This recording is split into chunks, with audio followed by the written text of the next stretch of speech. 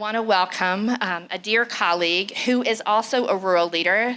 Will hails from Iowa originally, and so when we talk about how important it is to have people who are from rural places, who love rural places, who understand what it's like to grow up and want to be able to stay connected to the small town that you love, Will is in the White House. He is the senior advisor for rural engagement. And he is someone there who's there at the helm of a lot of decision making and a lot of connecting the dots, who is in the same spirit as everybody in this room. And it is so wonderful to have you here with us today to talk about and to really help us unpack. And we would be here for 3 days to be able to try to unpack the entire thing and the biggest investment in rural power in a century. And it's not just about energy, y'all. It's really about everything. Well, thank you, Michelle. And just on the theme of gratitude, which I really appreciate, want to thank Michelle for all of her leadership and the guidance that she always provides to us at the White House and to the administration, and for convening such an excellent group. I'm really excited to be here today, to have the opportunity to network with all of you. I'm also very grateful to be invited to an event where I can wear jeans and don't have to wear a tie, and finally get out of the White House and outside of DC for once. So appreciate you all having me, and excited to share with you, really as I was preparing this, kind of presentation and talk to Michelle about it, just kind of wanted to take a step back and maybe kind of go through all of the both rural investments and the rural initiatives that this administration has undertaken, because it's really vast, and I think it's important, especially at this moment in time, at this juncture, as we're implementing so many of these programs and resources, to kind of take a look at the totality of this, and also talk a little bit about some of the resources that this administration is providing to try and provide that technical assistance,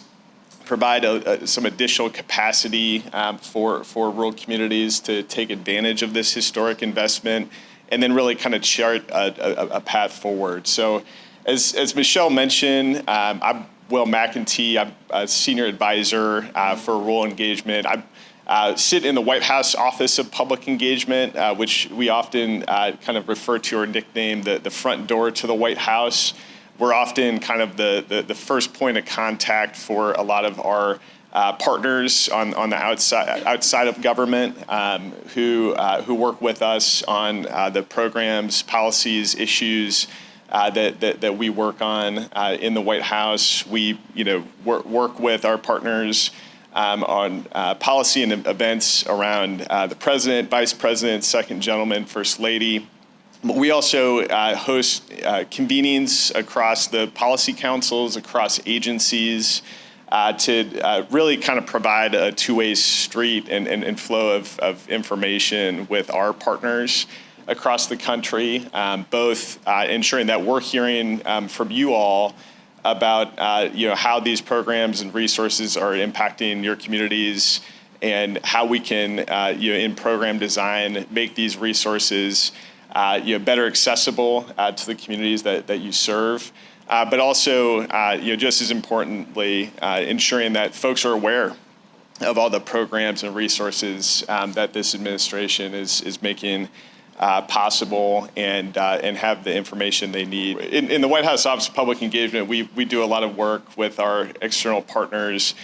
And I want to mention and maybe shamelessly plug just a couple of resources that we make available to stakeholders. First of all, we every Thursday at 3 p.m. Eastern, we host our White House Rural Partners Call, and that's really an opportunity for us to bring leaders from different agencies on to talk about programs, funding opportunities, resources that we're making available to rural communities, and for folks to come on and ask questions as well.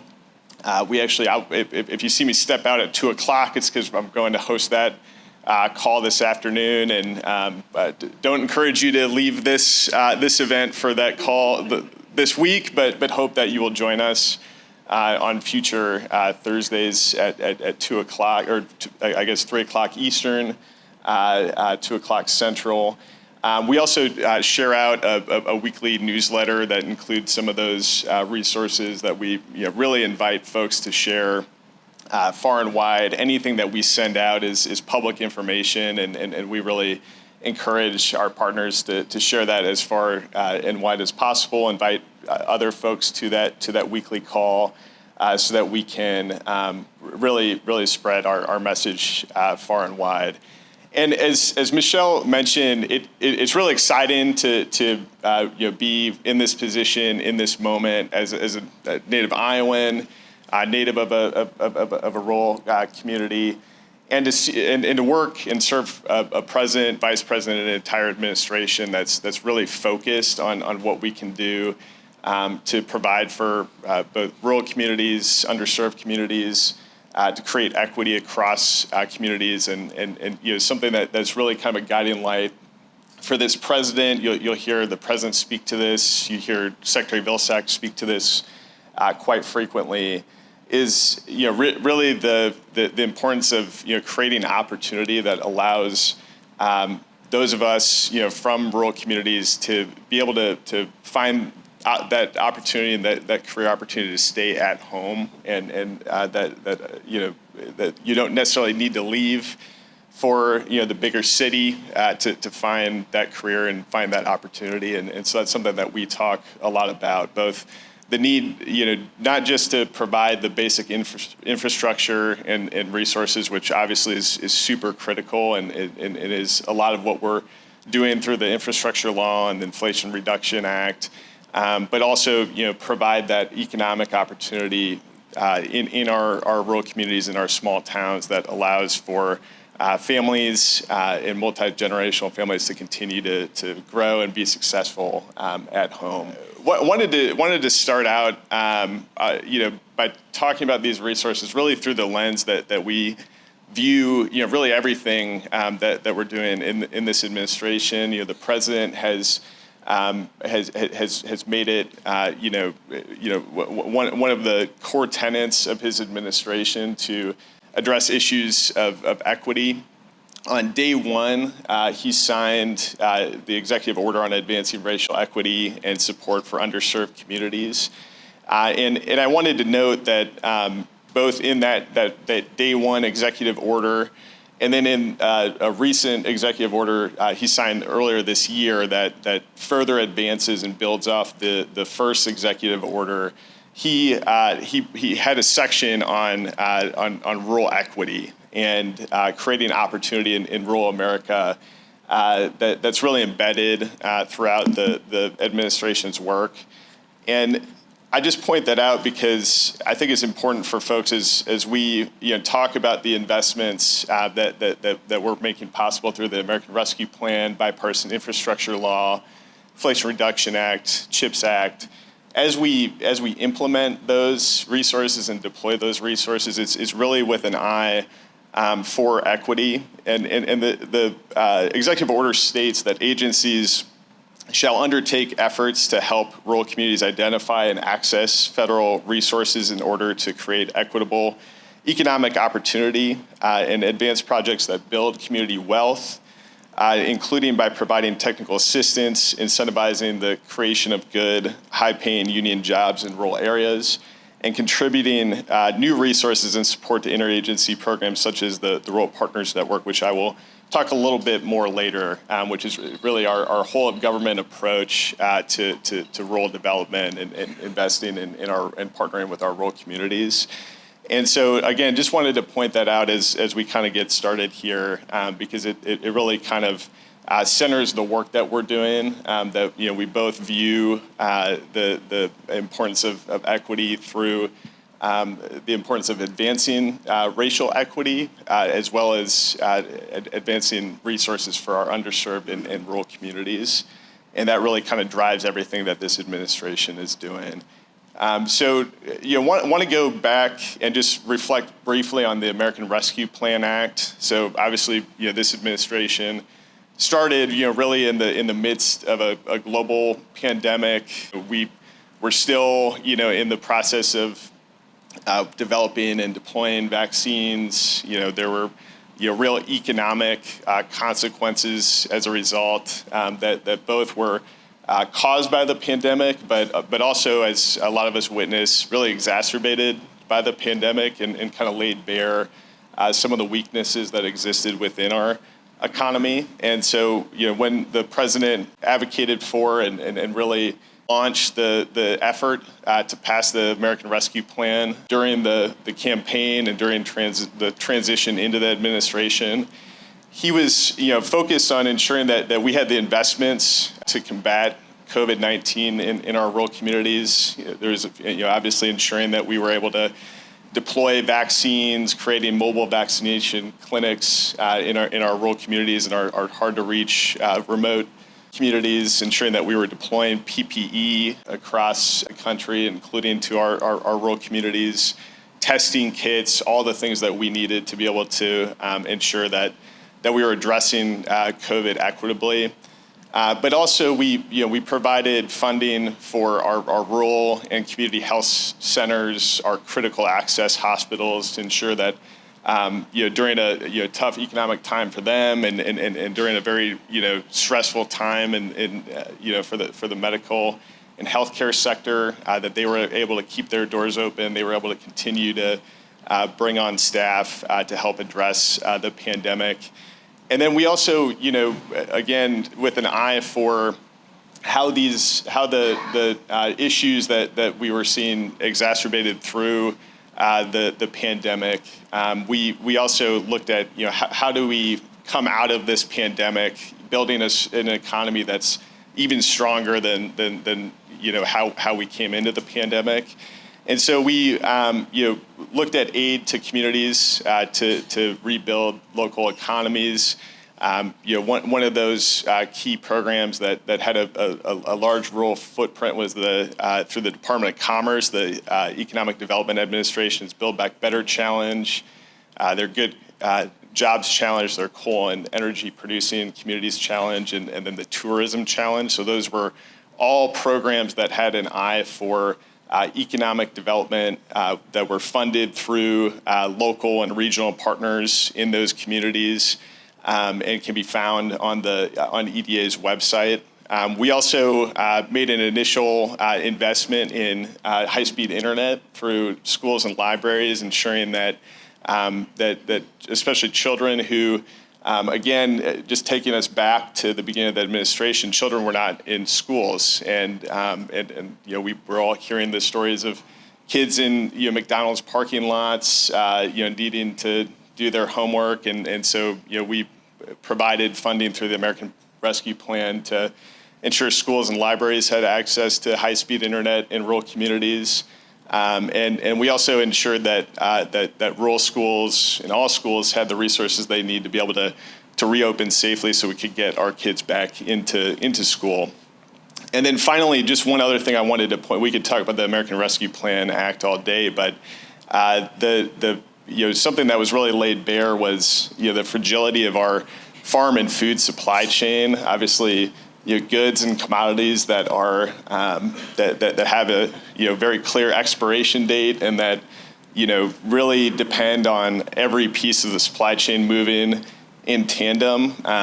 Farmers that had reported, especially dairies that had to spill milk, livestock farmers who did not have access to processing centers where they could take their livestock.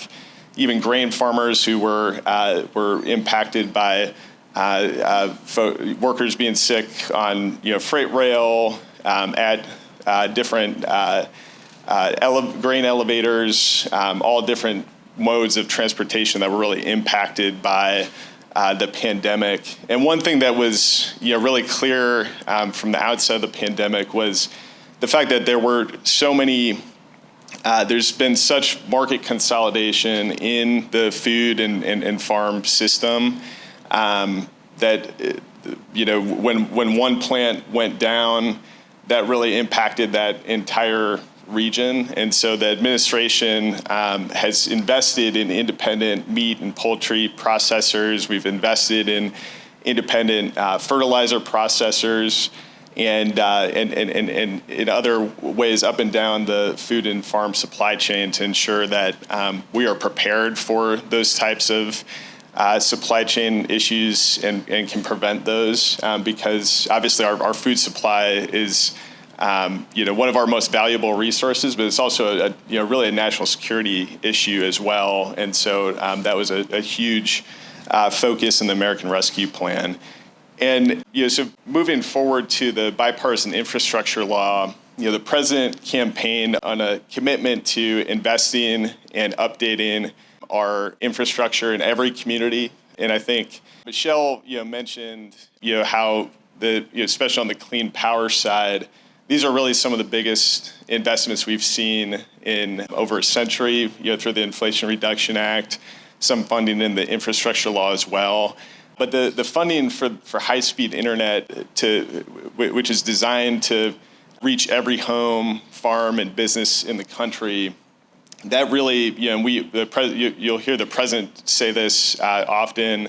You hear Secretary Vilsack and Secretary Raimondo mention this often. This is really a Rural Electrification Act, type program and effort that we haven't really seen since the FDR administration. And so the bipartisan infrastructure law made those investments. We also made investments for the bipartisan infrastructure law to ensure that that high-speed internet is affordable. There was funding for the affordable connectivity program in the bipartisan infrastructure law program, where eligible individuals can go to getinternet.gov, apply if they're eligible and meet the criteria, and can receive a monthly stipend that goes towards their internet costs. And we also worked with internet service providers, both some of the larger telecommunications companies, but also a lot of the rural service providers who have created a product that meets exactly the stipend that's being offered through the ACP program. And so for those consumers in rural America, that means they're often able to get internet, high-speed internet at their home at no cost to them. We've also invested made a historic investment in rural transportation options. It was actually kind of exciting, to fly into the Northwest Arkansas Regional Airport last night and see all the signs on the terminal reconstruction and the remodeling that they're doing. That's thanks to a $13 million investment that's coming from the bipartisan infrastructure law, and so it's exciting to really get around the country and see how these investments are really making a huge difference in communities, both urban, suburban, exurban, rural across the country. We're also investing in fixing our rural roads and bridges. We're investing in our inland waterways, which are so critical to farmers in the Midwest because they rely on the inland waterways to ship grain and other products. We're also investing in our ports, our freight rail system to ensure that, again, some of those supply chain issues that we saw during the pandemic we're making the investments that ensure that we don't see those in the future.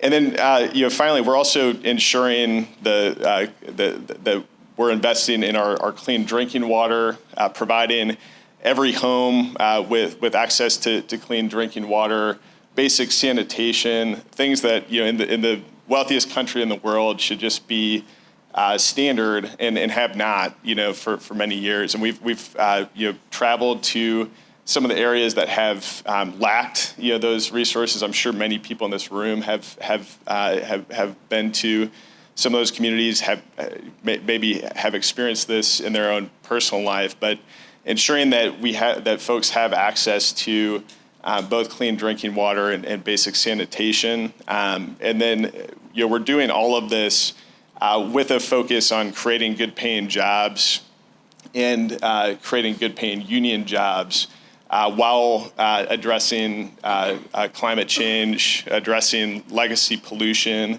in some of our communities with a focus on environmental justice for our rural communities as well, and ensuring that we're building communities that are resilient to climate change.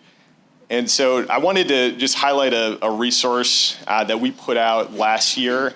This is one of the resources that I wanted to highlight that was really designed to ensure that folks are aware and make it easier for folks to track the different investments coming from the bipartisan infrastructure law and some of the other resources that the administration is working on. So last April, we put out the bipartisan infrastructure law rural playbook. You can find this playbook at build.gov/rural. And the playbook was really designed, it both has a sortable, searchable database of all the programs in the bipartisan infrastructure law, and specific spreadsheet with all of the programs that were designed specifically for rural communities. And so you can go on to build.gov/rural, you can type in water, you can type in energy, you can type in electricity, you can type in any keyword, find those resources. It has information on when those funding opportunities are being made available, if they're currently available, if there's an application process currently live, or approximately when that application process may be live. And then, answering the call actually from many external partners, we created a rural cost share analysis. So there's also a spreadsheet link there that highlights all of the programs that have a cost share associated specifically for rural communities. And then again, there's a specific tab for open funding opportunities. So all the funding opportunities that you could currently apply for and are currently in the application process. So just wanted to highlight that, and please do that. We continue to update all the different agency fact sheets that are on there and the spreadsheet, and so please do continue to share that resource with your networks, anybody that you think that tool might be helpful for. And then wanted to just touch on the Inflation Reduction Act rural investments, and I know our speaker tomorrow will go a little bit more in depth on this, so I will spend just a little bit of time on this, but just wanted to mention a couple of things. So the law invests in rural communities to expand access to affordable clean energy and energy efficiency upgrades.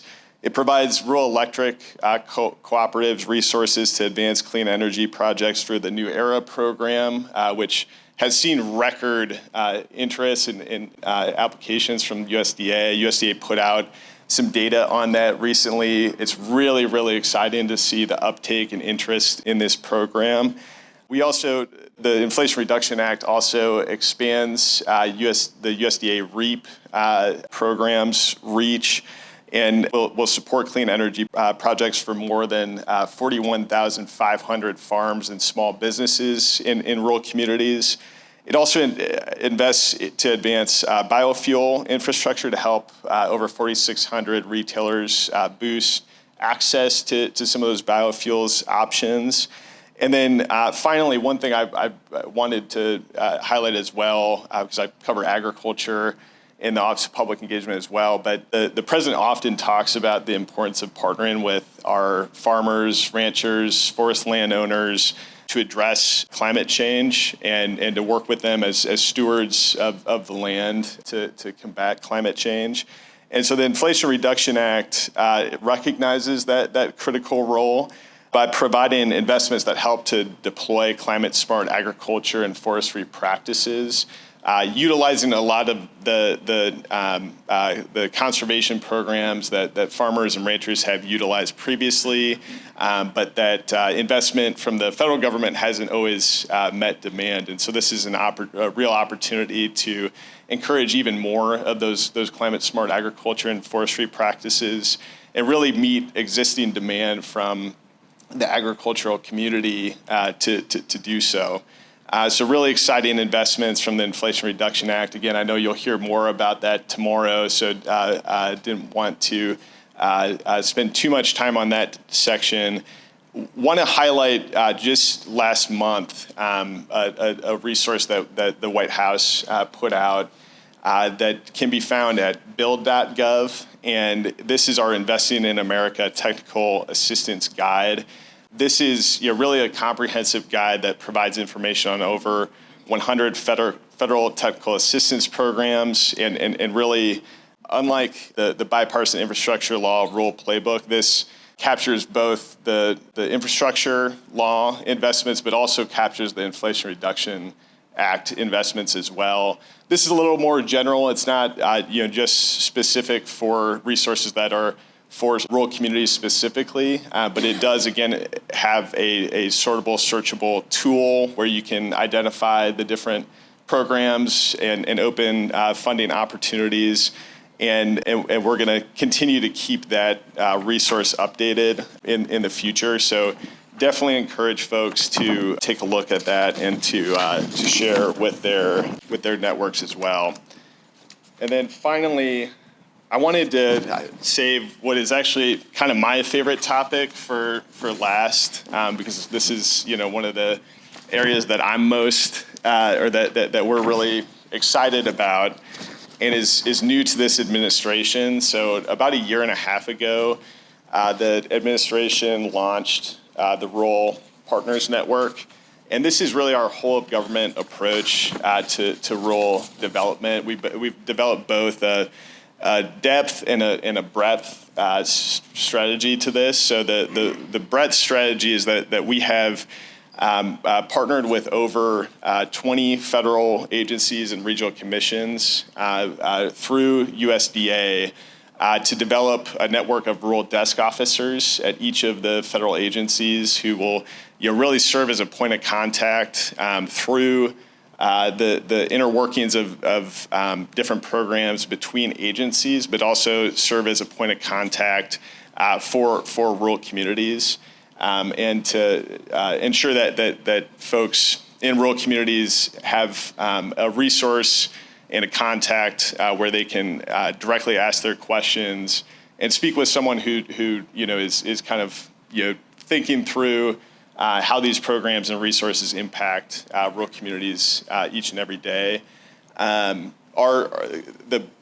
depth strategy is actually through the community networks that we have identified through Rural Partners Network. So kind of in a pilot phase right now, we've identified in 10 states and in Puerto Rico specific community networks where USDA has hired a community liaison who acts as a liaison not just to USDA programs and resources, but really to every agency. And again, that's kind of the importance of those rural desk officers in the agencies to ensure that they have a direct point of contact, but to identify funding opportunities for those communities. And so these communities were selected because they met certain criteria of economic need. We also ensured that we were working with communities that wanted to be a part of this program. We didn't just say, great, this is a community network. We had the initial conversations with those communities to see if this was something that would be of interest to them. We've hired community liaisons from within those communities because it's important that we're not just sending someone from Washington into Mississippi or Georgia or Wisconsin. We're actually hiring someone from that community network who knows the lay of the land, has relationships with the stakeholders locally, and can really hit the ground running on day one, is aware of the community needs and is invested in that community. And you can find the full list of community networks at rural.gov. We would love to expand this program. Right now we're in 10 states and Puerto Rico because that's what our resources and funding for the program allow. But this is something we really conceptualize and would like to be able to expand nationally. And so would definitely welcome your help in raising awareness of this program, and happy to share additional information on the Rural Partners Network. But it really has been exciting to see both how this has created interagency collaboration on rural issues. I think that's a question that we get a lot about the Rural Partners Network is, if you're not in a community network, if you're not, in one of those communities in those 10 states in Puerto Rico, how is this benefiting your community? And, one of the things that we've really utilized the Rural Partners Network for is we have identified areas of collaboration on issues that have really popped up in the community networks that really can apply to other rural communities. So we're really kind of learning as we go. We're building that muscle memory with interagency collaboration and really being able to see how these programs and resources interact with one another on the ground. And so that's been really exciting to see. We've also been working with these communities to identify signature projects that their community has come together to identify could be, investing in high-speed internet build out. Sometimes it's something that's a little bit more workforce centric or economic centric about trying to attract workforce programs or attract employers. And we've worked with agencies to ensure that they have kind of a lead partner on that, depending on the types of programs they're looking for. If it's a clean energy project, partnering with the appropriate agencies. If it's, we in Greenville, Mississippi, we recently DOT and USDA partnered on some funding for their airport, which has it's a small regional airport that they use to kind of ship cargo and products out of that community. So it really unlocked, and actually it was a partnership with DHS as well because it had a CBP component, having a CBP checkpoint that allowed them to ship some of the goods that are being created in that region internationally. They had identified a market for that, and so they were able to come together on some resources that made that possible and will create jobs in that community as a result. So it's really been exciting to see the development of this program, and again, this is something that both benefits every rural community, both in how we're learning and how these agencies are partnering, but it's something that we'd really like to be able to expand and be able to identify more community liaisons and be able to identify new community networks. So we're really excited about this program, and I would invite you to check out rural.gov. One note on rural.gov, and this is actually like a little bit of a preview.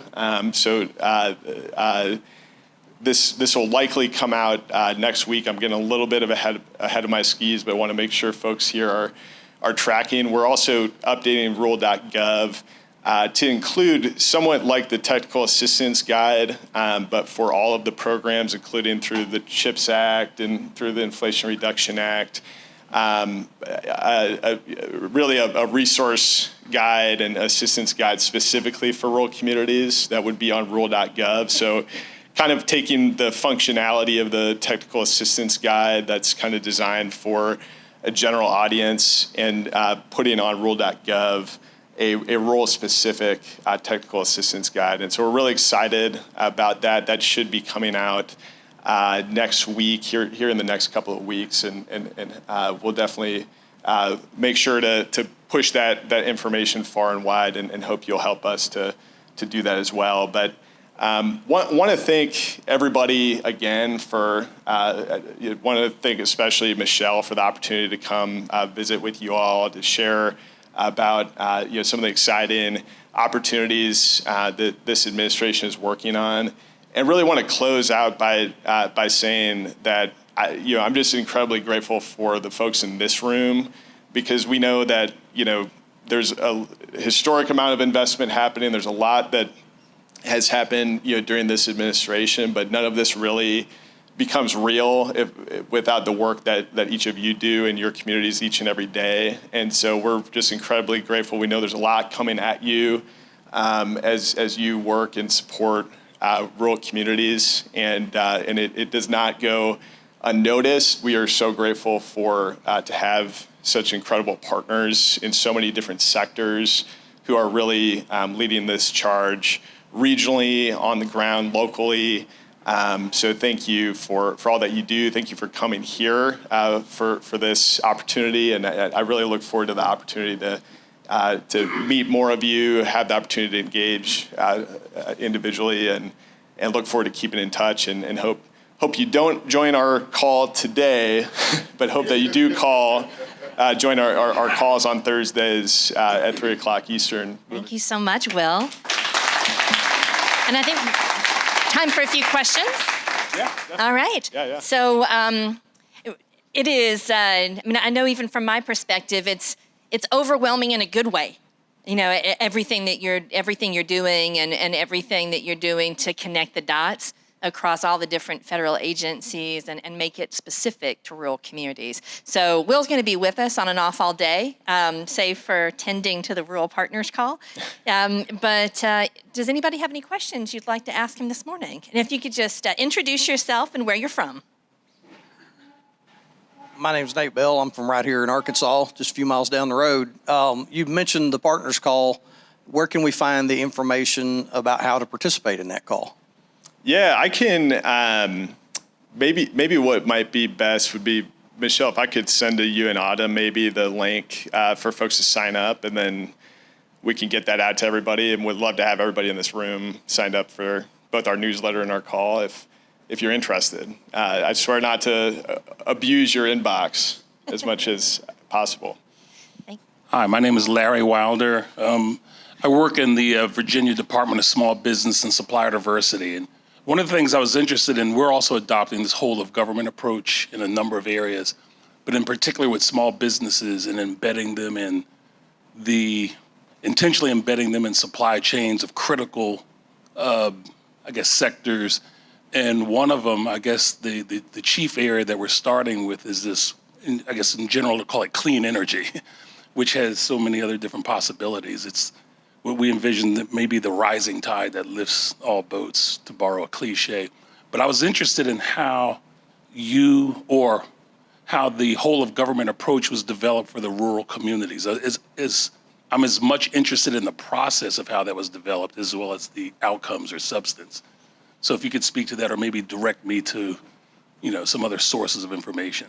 Yeah, absolutely. So we started out and have hosted since the beginning. Actually, my colleagues in the Domestic Policy Council host the Rural Prosperity Interagency Policy Committee. We call it a IPC. So there's IPCs that kind of run on many of the kind of different topics that the administration is working on. We've had a Rural Prosperity IPC since the very beginning. That's actually another call I'll step out for a little bit later this morning. But we really started by working with the agencies in conceptualizing the program. This was a campaign commitment from the president, so it was something that we've been working on since the beginning of the administration. Was creating what we termed on the campaign as the kind of White House Strike Force 2.0. There was a Strike Force program in the Obama administration that had a similar goal, and we wanted to be able to kind of build off of that, but also ensure that we were had a I think the big difference here is, again, we're hiring community liaisons from within the local communities, which is incredibly helpful to having someone who's trusted and knows the community and already starts out with knowledge of what the community needs are and can start building that out. It's hugely helpful. But yeah, we really we started out with taking some of the ideas, conceptualizing this within the interagency process with the Rural Prosperity IPC, and got feedback from all the different agencies, to design the program in a way that would be efficient and effective and And we still, kind of are, continue to build this out as we go and expand into different communities. And I think especially trying to address the kind of breadth piece of ensuring that what we're learning on the ground is impacting the work that we're doing in the rest of the country too. So all rural communities benefit is kind of a big goal of that IPC. Thank you. You said a number of different wonderful things about funding opportunities. One thing that I've learned going around the country is if there's opportunities come through state and local governments who are not necessarily receptive, then folk on the ground who need the opportunities never get the opportunity to participate. So the question is, are there any arounds where C3s or in Illinois, very poor black farmers who the numbers have dropped from 890 to 199. So they're not going to get the opportunity from their local or state government. Are there any ways around that they might still participate? Yeah, I could probably talk to you maybe a little bit more about the specific sector that you just raised. This is something that we're that we do get a lot of feedback on is, through the design of a lot of these programs, they are formula grants and block grants, and that, we are partnering with the states to implement, a lot of these programs. And so we are, we do have to rely on the states to implement, those programs in a way that, kind of meets their local needs. That doesn't always necessarily, meet what the administration set out to do, and that can definitely be a strain. I think one area I didn't mention in the Inflation Reduction Act, as you were talking specifically about black farmers, and in the Inflation Reduction Act, there's two programs. One that provides funding opportunities to community-based organizations, educational institutions, organizations that work with BIPOC farmers and ranchers, that kind of seeks to create new opportunities for and new markets for BIPOC farmers and ranchers. There was also funding in the legislation that USDA is currently working on that would go to farmers who had faced discrimination, prior discrimination through USDA lending practices. And so the reason I highlight that is it's a current application period. And so if you are working with those communities, just would definitely want to connect to make sure that the folks you're working with are aware of those that program and the application period right now. All right. Well, thank you so much, Will.